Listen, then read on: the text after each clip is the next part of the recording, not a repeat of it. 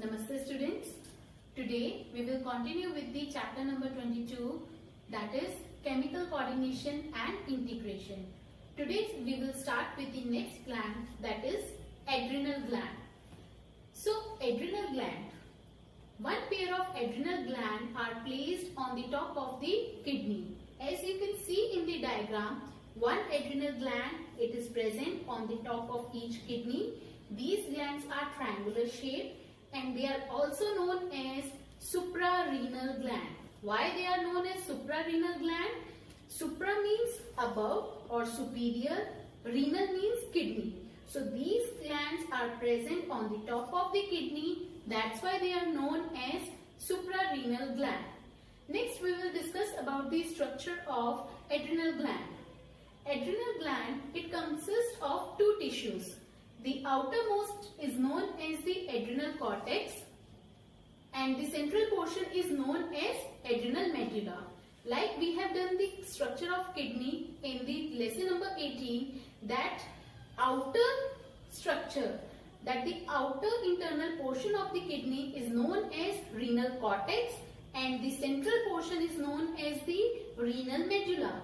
Similarly, the tissue is known as the adrenal cortex and the central portion is known as the adrenal medulla. First of all, we will discuss about the hormones released by adrenal medulla.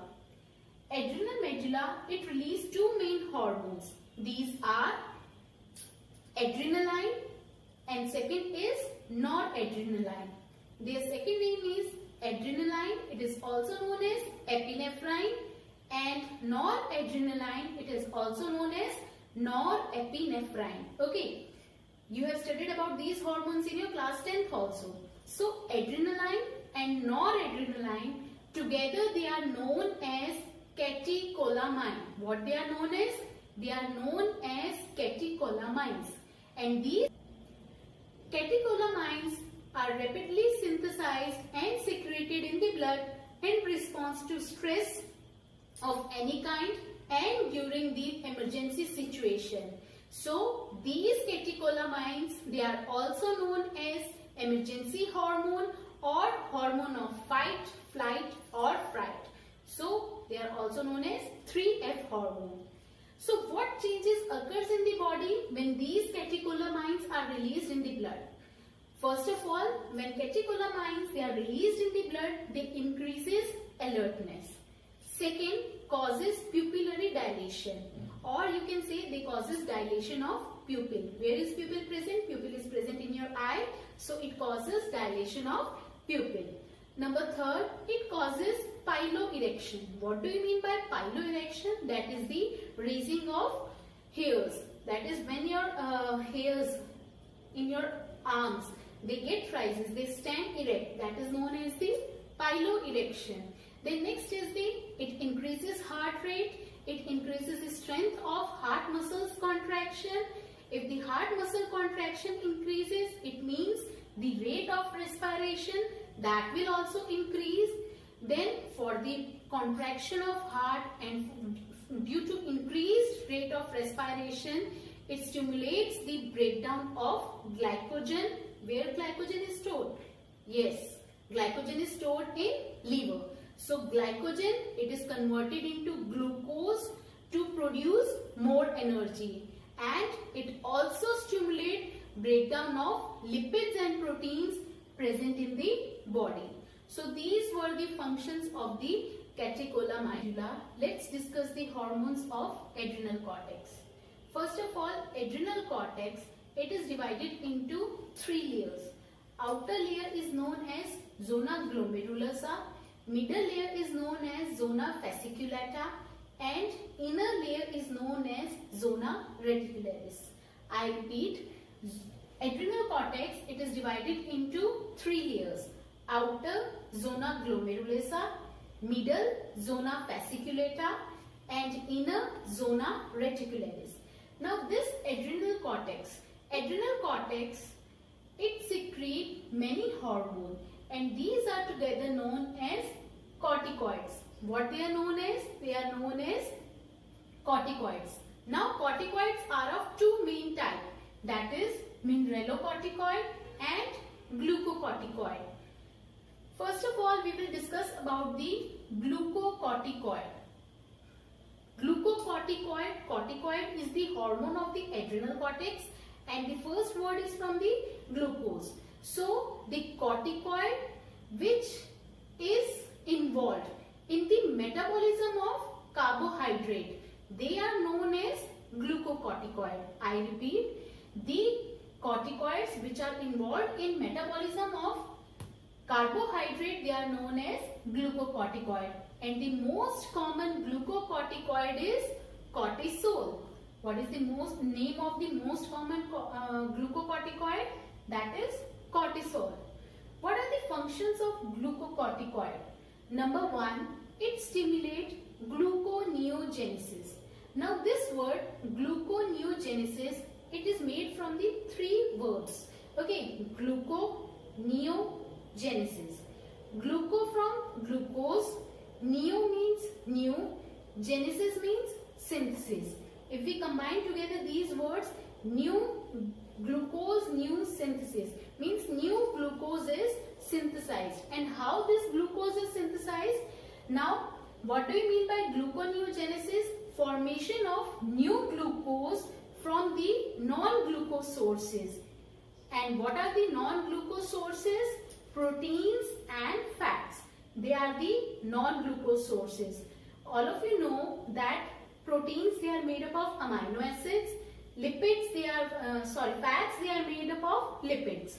And carbohydrates, they are made up of glucose. Okay. So, which is the glucose source? That is the carbohydrate. But when glucose, it is derived from the non-glucose sources like protein and fats. We will discuss later on in other chapters how glucose is synthesized from the proteins and fats. But here you should know that glucose, it can also be synthesized from proteins and fats if carbohydrate sources are not available in the body. Okay, so cortisols, they are responsible for gluconeogenesis, means formation of new glucose from non-glucose sources like proteins and fats. I hope it is clear to everyone. Now, for gluconeogenesis, what we are doing? We are breaking down proteins and fat. So, breakdown of protein known as proteolysis. Proteo means protein, lysis means breakdown. So, for the formation of new glucose, breakdown of proteins and fat take place. So, this cortisol, it is also responsible for proteolysis and lipolysis. Proteolysis means breakdown of protein, lipolysis means breakdown of fats. Okay, now the next is this hormone glucocorticoid. It inhibits cellular uptake and utilization of amino acids. Let me explain you this point. I am saying that glucocorticoid, it inhibits cellular uptake and utilization of amino acid.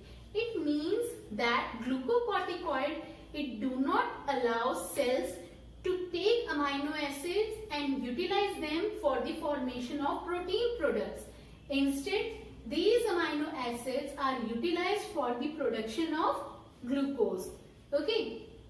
Now, the next point is that it maintains cardiovascular activities. It maintains the cardiovascular activities. Cardiovascular means heart-related circulation of blood. It maintains cardiovascular system as well as kidney functions. So, it has its effect on two other systems, that is the cardiovascular system and kidney functions. Now, it also controls this cortisol. It produces anti-inflammatory reactions. All of you know that inflammation, it is caused by the immune system. That is the response of immune system, inflammation. Okay. What it do? Cortisol, it suppresses or it produces anti-inflammatory reactions. It means it suppresses the immune system. So this cortisol, it is responsible for the suppression of immune response by producing anti-inflammatory reactions. Now the next point is cortisol, it also stimulates RBC production. I hope functions of glucocorticoids, they are clear to everyone. Number one, it is involved in carbohydrate metabolism. That's why it is known as glucocorticoid. Example is cortisol. Number one, it stimulates gluconeogenesis. Number two, it initiates proteolysis and lipolysis. Next, it inhibits cellular uptake of amino acids and utilization of amino acid. Next is it maintains cardiovascular system and kidney functions. Then next is it produces anti-inflammatory reactions and suppresses immune system, and it also stimulates the RBC production. Next category of corticoid is mineralocorticoid. The corticoids which regulate the balance of water and electrolytes in our body are called mineralocorticoid. Okay, the first word is mineralo. Mineralo is mineral. Okay, so the corticoids which regulate the level of water and electrolyte in our body are called mineralocorticoid. And the most common example of the mineralocorticoid is aldosterone. Do you remember about aldosterone? We have studied aldosterone in chapter 18. So aldosterone, it is a mineralocorticoid which is secreted by the adrenal cortex region of the adrenal gland. What are the function of aldosterone?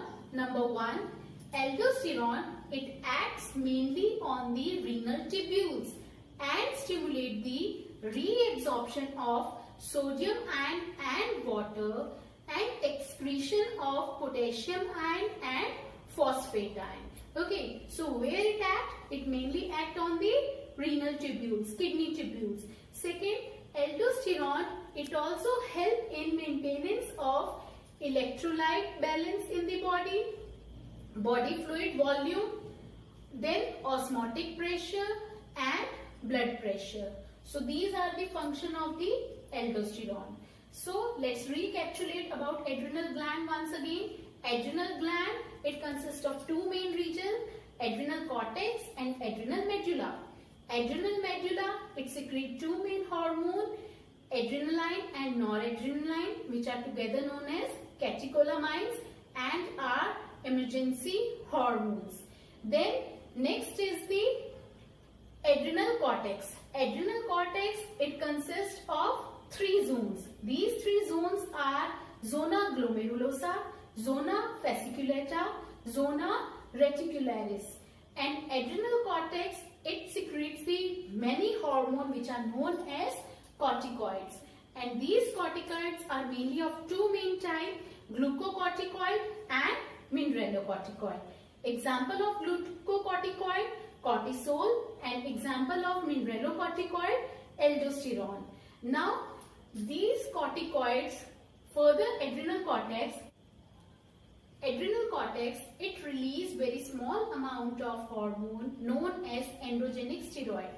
These androgenic steroids, they are released in very small amount and they have role in growth of axial hair. Axial hair means hairs in the armpit, axial hair, pubic hair and facial hair during the puberty. Okay, so this was about the hormones released by the adrenal gland. One main disease which is caused due to deficiency of adrenal cortex hormone glucocorticoid is Addison disease. And Addison disease is caused due to decreased secretion of the glucocorticoid. Which glucocorticoid? That is cortisol.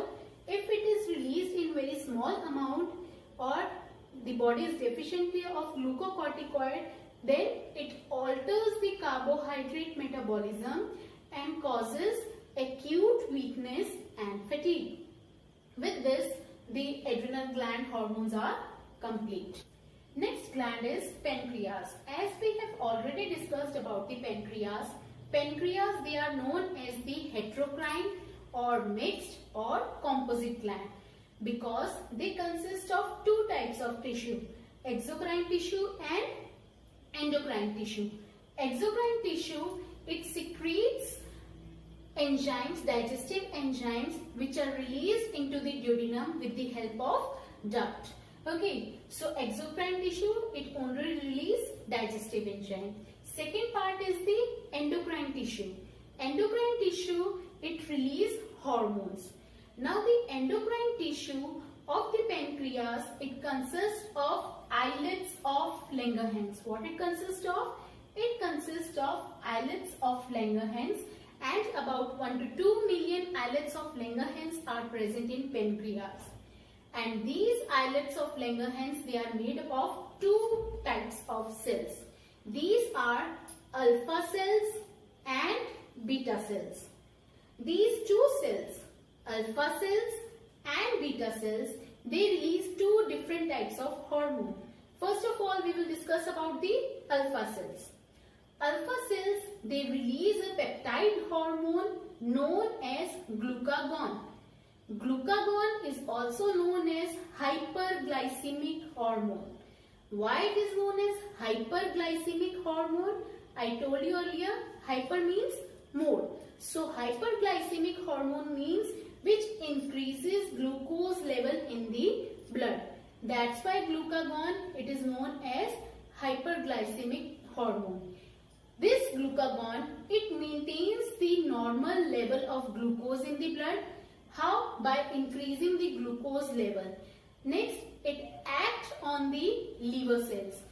Liver cells are also known as hepatocytes. So they act on the liver cells and stimulate glycogenolysis. What they stimulate? Glycogenolysis. Now this word, glycogenolysis, it is made from two words, glycogen and lysis. Glycogen lysis. Lysis means breakdown. It means breakdown of glycogen take place. All of you know that glycogen, it is a reserve food material of human being, and this glycogen is stored in liver cells. So when breakdown of this glycogen, it take place in the liver cell, it take place under the hormone glucagon. Glucagon stimulate the liver cells to break down glycogen into glucose, and this process is known as glycogenolysis. In this way, this glucagon, it increases the blood sugar level, and this condition is known as hyperglycemia. What it is known as? Hyperglycemia. Then glucagon, it also stimulates gluconeogenesis. I explained you earlier about gluconeogenesis, that formation of new glucose take place from non-carbohydrate sources like proteins and fats.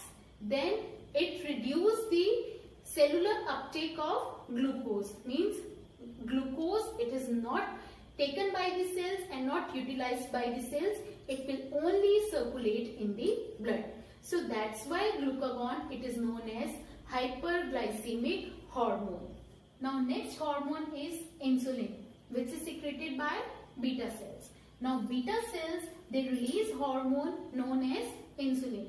Insulin is a peptide hormone, and it is also has important role in maintaining the blood glucose level. So both the hormones, insulin and glucagon, they are very important in regulating blood glucose level.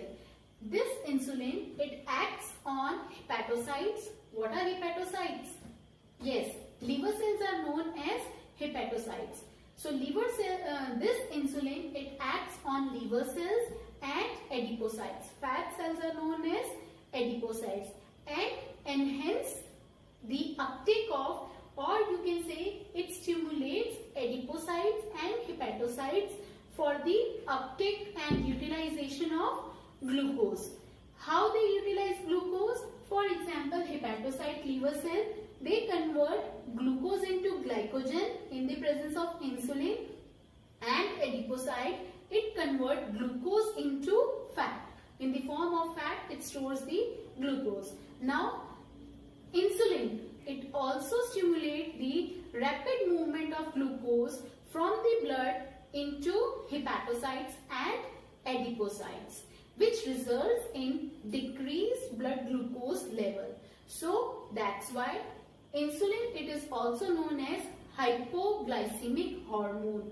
So why it is known as hypoglycemic? Hypo means low. So it decreases the blood glucose level. So that's why it is known as hypoglycemic hormone. When it increases the uptake of glucose in the liver cells and the adipocyte, that condition is known as hypoglycemia.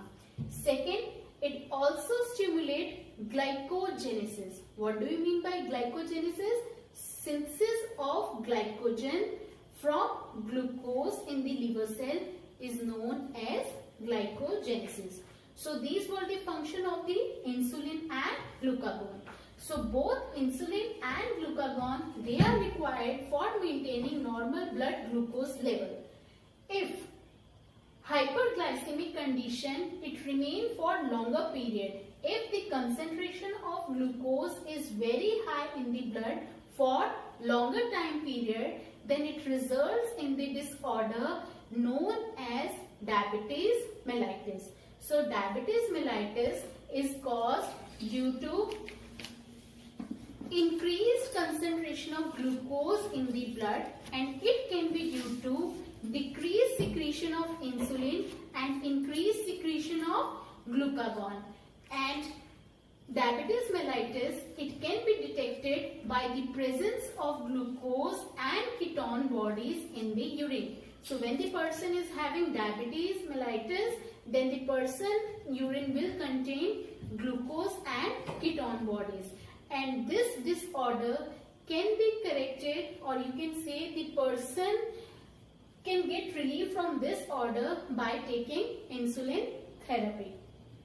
That's all with the pancreas hormone. Next we will start with testes. A pair of testes is present in the scrotal sac. Scrotal sac is present outside the abdomen of male individual. Now the structure of testes. Testes is composed of seminiferous tubule and stromal tissues or interstitial tissue. So these seminiferous tubule, they are embedded in the stromal tissue or interstitial tissue. And the stromal tissue, it consists of cells which are known as Leydig cells or interstitial cells.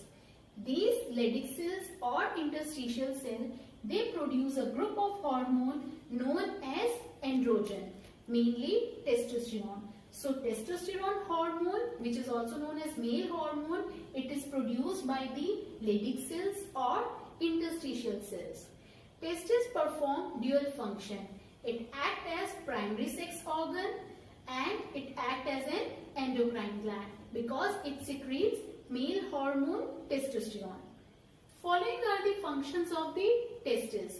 Number 1, androgen, it regulates the development and maturation and functions of the male accessory sex organs like epididymis, vas deferens, seminal vesicles, prostate glands and urethra. It also stimulates muscular growth, growth of facial hair, axillary hair, aggressiveness, low pitch of voice. Androgen play a major stimulatory role in the process of spermatogenesis. Spermatogenesis, again it is formed of two words, spermatozoa and genesis. Spermatozoa are known as sperm, genesis means synthesis. So these androgens, they play a major stimulatory role in the production of sperms. Next is androgen, they act on central nervous system and influence the male sexual behavior, which is known as libido. Next, these hormones produce anabolic. What are anabolic? Synthesis means synthetic effect on proteins and carbohydrate metabolism. It means in males, this androgen, it is responsible for anabolic function. What is anabolic? That proteins, they will be converted into more muscles. They will synthesize more muscles in man, and carbohydrate, it will be stored in the form of glycogen.